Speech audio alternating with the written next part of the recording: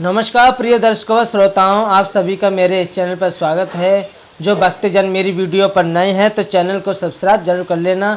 और मैं गीता से बोल रहा हूँ 12 अध्याय के 7वें श्लोक से। इसमें बताया गया कि भगवान को प्राप्त कैसे किया जा सकता है। बड़ा सुंदर प्रश्न है। इस 7वें श्लोक में जो बताया गया है बहुत सुंदर है। इसे सुनने के लिए आपको मन एकाग्र करके सुनना होगा। इस प्रश्न में से ही आपको पता चल जाएगा कि भगवान को शीघ्र ही जल्द ही प्राप्त करने का जो साधन है वो क्या है। तो चलते हैं वीडियो के आगे। मयम व मन आदेश मयम बुद्धि निवेश निवस्य स्थिति मयम अते ऊर्ध्व न संशय। तो कृष्ण भगवान कह रहे हैं अर्जुन से, मुझ में मन को लगा और मुझ में ही बुद्धि को लगा, इसके उपरांत तू मुझ में ही निवास करेगा, इससे शुभ कुछ संशय नहीं है। इसमें कुछ भी संशय नहीं है।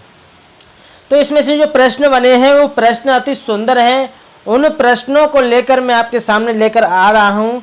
उन प्रश्नों को आप सुनिए और उन प्रश्नों पर आपको चलना होगा। अगर आप उस चीज़ को कर्म में ले आएंगे तो जो समझ लो परमात्मा को प्राप्त करने में कोई देरी नहीं है। तो प्रश्न क्या है? बुद्धि और मन को भगवान में लगाना किसे कहते हैं? बड़ा सुंदर प्रश्न हुआ है। बुद्धि और मन को भगवान में लगाना किसे कहते हैं? देखो, सारा खेल बुद्धि और मन का ही है। जिसकी बुद्धि सही है, जिसकी बुद्धि में विकार नहीं है, जिसकी बुद्धि बिल्कुल शुद्ध है और मन जिसका पवित्र है, मन में किसी भी प्रकार का छल कपट नहीं है, तो बुद्धि और मन का तो खेल ही है। तो बुद्धि और मन को भगवान में लगाना किसे कहते हैं, ये समझना है। इसे समझते ही फिर आपको पता चल जाएगा कि शीघ्र भगवान को कैसे प्राप्त किया जा सकता है। तो उसका उत्तर है कि जो संपूर्ण चराचर संसार को व्याप्त करके सबके हृदय में स्थित है। और यहाँ पर ये बात आई है, सबके हृदय में स्थित है, यानी कि भगवान हमारे हृदय में, सबके हृदय में वो परमात्मा स्थित है, वो इसमें रहता है। वो साफ साफ कह रहे हैं गीता में कि संपूर्ण चराचर संसार को सब में व्याप्त है, व्याप्त करके और सबके हृदय में स्थित है। और जो दयालुता, सर्वज्ञता, मन सब कुछ जानता है, सुशीलता, वो बड़ा सुशील है। सो हृदय, उसका शुद्ध हृदय आदि अंत गुणों के समुद्र हैं। उन परम दिव्य प्रेम में, आनंद में सर्वशक्तिमान, सर्वोत्तम, शरण लेने योग्य परमेश्वर के गुण, प्रभाव और लीला के महत्व तथा रहस्य को भली भांति समझकर उनका सदा सर्वदा और सर्वत्र अटल निश्चय रखना, यही बुद्धि को भगवान में लगाना है। तथा इस प्रकार अपने परम प्रेमास्पद पुरुषोत्तम भगवान के अतिरिक्त अन्य समस्त विषयों से आसक्त को सर्वदा हटाकर, यानी कि आसक्ति को, मन को केवल उन्हीं में तन में कर देना और नित्य निरंतर उपयुक्त प्रकार से उनका चिंतन करते रहना, यही मन को भगवान में लगाना है। कितनी सुंदर बात है। इस प्रकार जो अपने मन बुद्धि को भगवान में लगा देता है वह शीघ्र ही भगवान को प्राप्त हो जाता है, वो शीघ्र ही।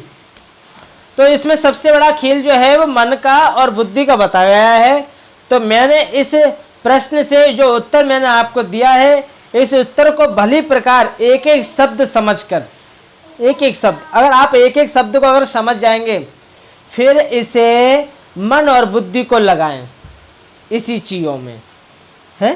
प्रभु की शरण में कैसे जाएं, प्रभु के गुणानुवादों को कैसे गाएं, कैसे उन गुणानुवादों का हम पर प्रभाव होता है, उनकी लीलाओं के तत्वों को, रहस्यों को भली प्रकार से समझें है। वो सर्वदा और सर्वत्र अटल निश्चय रखना। तो इस प्रेम को परमात्मा में इस तरीके से जगाओ अपने अंदर प्रेम को कि मन और बुद्धि इस तरीके से लग जाए कि परमात्मा के सिवा हमें कुछ दिखाई न दे। जैसे एक प्रेम होता है किसी से, इसी तरीके से भक्त जो होता है वो भगवान से प्रेम करने लगता है, और ऐसा प्रेम करने लगता है कि फिर उससे सब कुछ छूट जाता है, उसे परमात्मा के सिवा, भगवान के सिवा उसे कुछ दिखाई नहीं देता है।